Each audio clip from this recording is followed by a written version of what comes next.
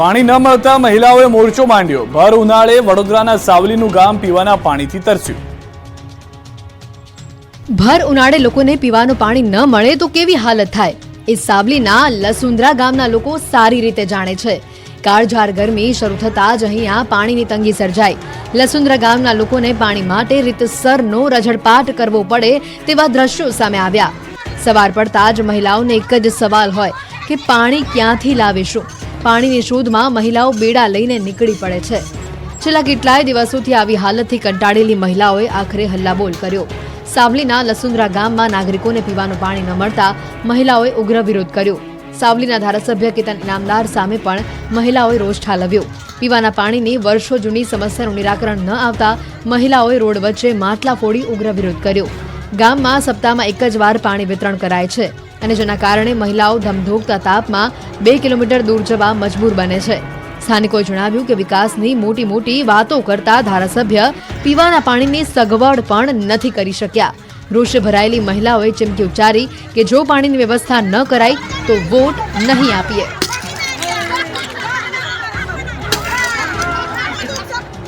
ધોરાજી પંથકના ખેડૂતોની માંગ, ઉનાળુ પાક બચાવવા નર્મદામાં પાણી આપો। સૂકા ભઠ્ઠ ખેતરો, ખાલીખમ કેનાલો અને જમીનમાં પડી ગયેલી તિરાડો જ કહી આપે છે કે અહીં પાણીની તંગી હશે। આ દ્રશ્યો રાજકોટના ધોરાજી પંથકના છે। અહીં આકરો ઉનાળો શરૂ થતાં જ પાણીની પારાયણ શરૂ થઈ। ચેકડેમ અને કૂવામાં બોર ખાલીખમ થઈ ગયા। ઉનાળુ પાક માટે પિયત ક્યાંથી લાવવું એની ચિંતા અહીંના ખેડૂતોને સતાવી રહી છે। રાજકોટ જિલ્લાના ધોરાજી પંથકના ખેડૂતો એક સાંધે ત્યારે 13 તૂટે જેવી સ્થિતિ છે। છેલ્લા 3 વર્ષથી ધોરાજી પંથકના ખેડૂતોને એક બાદ એક કુદરતી અને માનવ સર્જિત આફતોનો સામનો કરવો પડે છે, જેના કારણે ખેડૂતોને આર્થિક નુકસાન ભોગવવાનો વારો આવે છે। ધોરાજી પંથકના ખેડૂતોને ગત ચોમાસામાં ભારે વરસાદના કારણે પાકને નુકસાન થયું। કપાસ, મગફળી સહિતનો પાક નિષ્ફળ ગયો અને બાદમાં શિયાળુ પાક પર માવઠાનો માર પડ્યો। ખેડૂતોને આશા હતી કે ઉનાળુ પાકમાં કંઈક વળશે, પરંતુ ઉનાળો શરૂ થતાં જ ચેકડેમ અને કૂવાના તળિયા દેખાઈ ગયા। ધોરાજી પંથકના ખેડૂતોએ ઉનાળુ પાકમાં તલ, બાજરી, જુવાર અને ઉનાળુ મગફળીનું વાવેતર કર્યું છે। અમુક ખેડૂતોએ વાવેતર કરવાનું બાકી છે, ત્યારે હાલ પાણી ન હોવાના કારણે ખેડૂતોની મૂંઝવણ વધી છે। ખેડૂતોનું કહેવું છે કે વાવેતર સમયે 8 થી 10 હજારનો ખર્ચ થયો, પરંતુ પિયત માટે પાણી ન હોવાથી પાક બળી જાય એવી સ્થિતિ છે, જેથી નર્મદા કેનાલમાં પાણીની ખેડૂતો માંગ કરી રહ્યા છે। કેસર કેરીના ગઢ એવા ગીરમાં કપાઈ રહ્યા છે આંબા। ખેડૂતોને ઓછું ઉત્પાદન મળતા આંબા પર કરવત ફેરવી। સામાન્ય રીતે ઉનાળો આવતા આંબા પર લટકતી કેરીઓ જોઈને ખેડૂતોને કેરી રસિયાઓ ખુશખુશાલ થઈ જાય, પરંતુ ગીર સોમનાથ જિલ્લાની આંબાવાડીઓમાં જે દ્રશ્યો સામે આવ્યા તે ચિંતાજનક છે। ગીરની શાન ગણાતી કેસર કેરીના બગીચાઓ નષ્ટ થઈ રહ્યા છે। આંબાને પોતાના બાળકની જેમ ઉછેરીને મોટા કર્યા બાદ યોગ્ય ઉત્પાદન ન થતા મજબૂર બનેલા ખેડૂતો આંબા કાપી રહ્યા છે। ગ્લોબલ વોર્મિંગની અસરને કારણે આવક કરતા ખર્ચ વધી જતા કેસર કેરીના ખેડૂતો કરજદાર બન્યા, તો કેટલાક ખેડૂતો નવસર્જન માટે જૂના આંબા કાપી રહ્યા છે। આંબાના વૃક્ષો તાલાલા ગીરના સુરવા, ઘાવા, હળવતિયા, વાડલા સહિતના ગામોમાં કપાઈ રહ્યા છે। કેસર કેરીના આંબાના બગીચાઓ નષ્ટ થતા ખેડૂતોનું કહેવું છે કે છેલ્લા 5 વર્ષથી કેરીના પાકમાં સતત ઉત્પાદન ઘટી રહ્યું છે। ગ્લોબલ વોર્મિંગની અસર અને કમોસમી માવઠાના મારથી કેરી પકવતા બાગાયતી ખેડૂતો દિન પ્રતિદિન નુકસાનીના ખપ્પરમાં હોમાઈ રહ્યા છે। ગત વર્ષ આંકુલવાડી ગીર ગામે 20 વીઘાના આંબાના બગીચામાં 300 થી વધુ આંબાના વૃક્ષોનું કટિંગ થયું હતું। ખેડૂતો કહે છે કે વૃક્ષો પર કરવત ચલાવવામાં અમારું પણ કાળજું કંપે છે, પરંતુ ના છૂટકે આ કરવું પડી રહ્યું છે। છેલ્લા 5 વર્ષથી આંબાના બગીચાઓમાં ખર્ચ સામે નુકસાની વેઠવી પડી રહી છે, માટે આંબાના વૃક્ષો કાપી અન્ય પાક તરફ વળી રહ્યા છે। વાડી વિસ્તારમાંથી પકડાયો દેશી દારૂનો જથ્થો। દારૂની મિની ફેક્ટરી પર પોલીસ ત્રાટકી। દેશી દારૂ ભરેલા કેરબાના થપ્પે થપ્પા જોઈને સમજી શકાય કે અહીં દારૂની ભટ્ટી નહીં પરંતુ ફેક્ટરી હશે। હજારો લીટર દારૂના જથ્થાના દ્રશ્યો દ્વારકાના વસઈ ગામના છે। અહીં દારૂના ખેપિયાઓ એટલી હદે બેફામ બન્યા કે દેશી દારૂની ફેક્ટરી જ શરૂ કરી દીધી। જોકે નશાનો કારોબાર કરતા લોકોનો ગોરખધંધો બહુ લાંબો ન ચાલ્યો। દેશી દારૂની ફેક્ટરી પર અચાનક પોલીસ ત્રાટકી। વસઈ ગામની વાડી વિસ્તારમાં દેશી દારૂની ફેક્ટરી ધમધમતી હોવાની પોલીસને બાતમી મળી। બાતમીના આધારે પોલીસે રેડ કરી અને વાડીમાં જોયું તો પોલીસ પણ ચોંકી ઉઠી, કેમ કે અહીં દારૂની ફેક્ટરી ધમધમતી હતી। મોટી સંખ્યામાં કેરબામાં દેશી દારૂ ભરેલો હતો।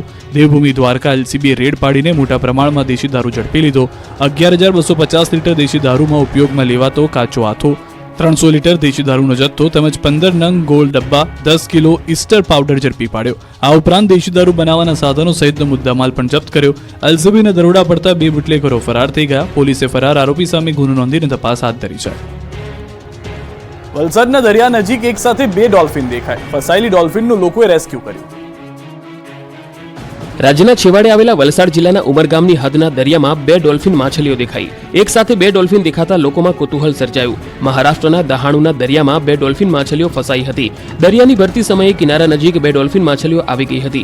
જો કે ભરતીનો સમય પૂરો થયા બાદ દરિયાનું પાણી દૂર જતું રહેતા બંને માછલીઓ પથ્થરમાં જ અટવાઈ ગઈ હતી. ડોલ્ફિન ફસાઈ હોવાની જાણ સ્થાનિકોને થઈ હતી, જેથી ડોલ્ફિન માછલીઓને પથ્થરમાં ફસાયેલી જોતા લોકો એકત્ર થયા અને ગામના યુવકોએ સાથે મળી અને પથ્થરમાં ફસાયેલી ડોલ્ફિનને બહાર કાઢી.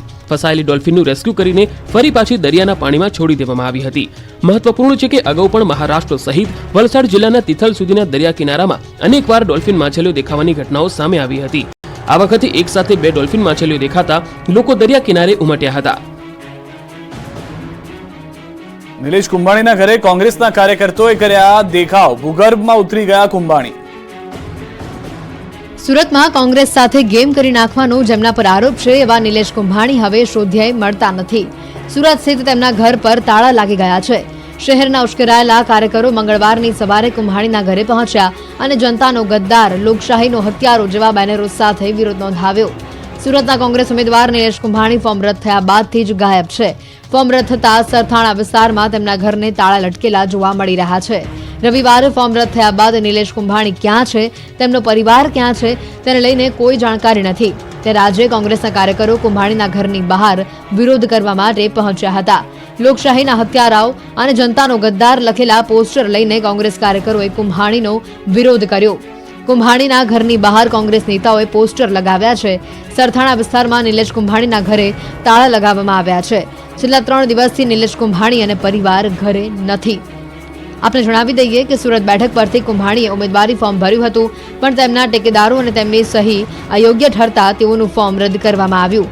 આ મામલે મોટો વિવાદ પણ થયો, જે બાદથી જ કુંભાણીનો કોઈ અતોપતો નથી. ત્યારે તેમની પાર્ટીના કાર્યકરો તેમના વિરુદ્ધ રોષ ઠાલવી વિરોધ કરવા માટે ઘરે પહોંચ્યા હતા. રાજા અને પટરાણીઓ પર નિવેદન બાદ રાજકીય ગરમાવો. ભાજપના નેતાએ માગી માફી. રાજા અને પટરાણીઓ પર આપેલા નિવેદનને લઈને જૂનાગઢ જિલ્લા ભાજપ પ્રમુખ કિરીટ પટેલે માફી માંગી લીધી છે. જૂનાગઢ જિલ્લા ભાજપ પ્રમુખે માફી માંગતો વિડીયો રિલીઝ કર્યો છે, જેમાં તેમણે કહ્યું કે પોતાના નિવેદનથી કોઈ સમાજની લાગણી દુભાણી હોય તો માફી માંગી છે. તો આ પહેલા વધુ એક ભાજપના નેતાએ રાજા અને પટરાણી પર નિવેદન આપતા રાજકીય માહોલ ગરમાયો હતો. ગઈકાલે વિસાવદર ભાજપની સભામાં જિલ્લા ભાજપ પ્રમુખ કિરીટ પટેલે બફાટ કરતા કહ્યું કે પહેલા રાજાની પટરાણી બોબડી હોય, લુલી હોય કે લંગડી હોય, પણ એની કુખેથી જન્મેલો દીકરો રાજા બનતો હતો. પણ હવે રાજા મતપેટીમાંથી પેદા થાય છે. જૂનાગઢ લોકસભા ચૂંટણીને લઈને વિસાવદર ખાતે મધ્યસ્થ કાર્યાલયનું ઉદ્ઘાટન કરવામાં આવ્યું હતું.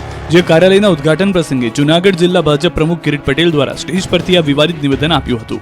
મારી કોઈ વાતથી કોઈ સમાજ, કોઈ વ્યક્તિને ઠેસ પહોંચી હોય તો મેં 2 હાથ જોડી અને હું ક્ષમા માંગુ છું. મતદાન નહીં કર્યું હોય તો રજા કેન્સલ કરી દેવાશે. વલસાડમાં ધારાસભ્યનું આ નિવેદન ચર્ચાનું કેન્દ્ર બન્યું. રજા આપ્યા પછી બીજે દિવસે તમારા આંકડાઓ જો નિશાન નહીં હોય તો તમારો રોડ ભરી આપશે નહીં. મતદાનના દિવસે કંપનીઓમાં મતદાન માટે રજા જાહેર કરવામાં આવી છે, પરંતુ બીજા દિવસે કંપનીઓ અને ઓફિસમાં મતદાન કર્યું હોવાનું આંગળી પર કાળું નિશાન નહીં બતાવે તો તેમની રજા કેન્સલ કરી દેવામાં આવશે.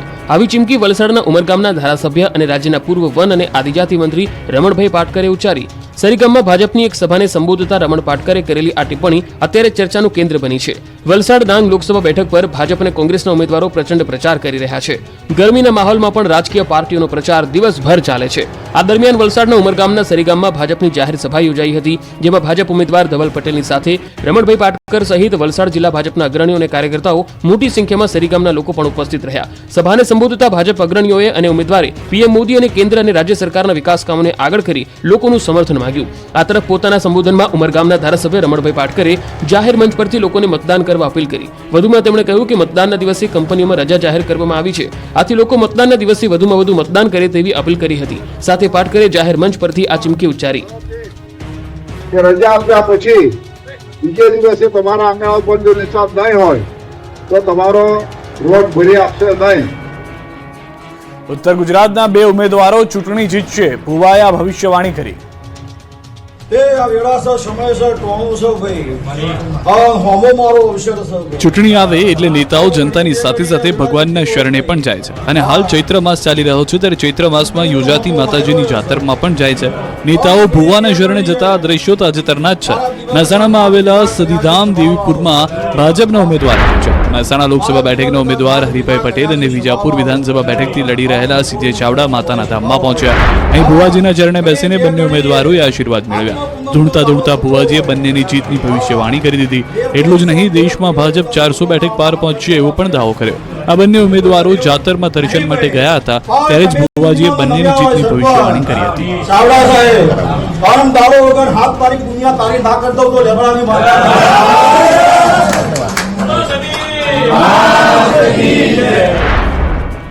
માત્ર હરિભાઈ જ નહીં પણ આ પહેલા મહેસાણા બેઠકના કોંગ્રેસના ઉમેદવાર રામજી ઠાકોર પણ ભુવાજીના શરણે પહોંચ્યા હતા. ભુવાજીને ફૂલહાર પહેરાવી આશીર્વાદ મેળવ્યા હતા.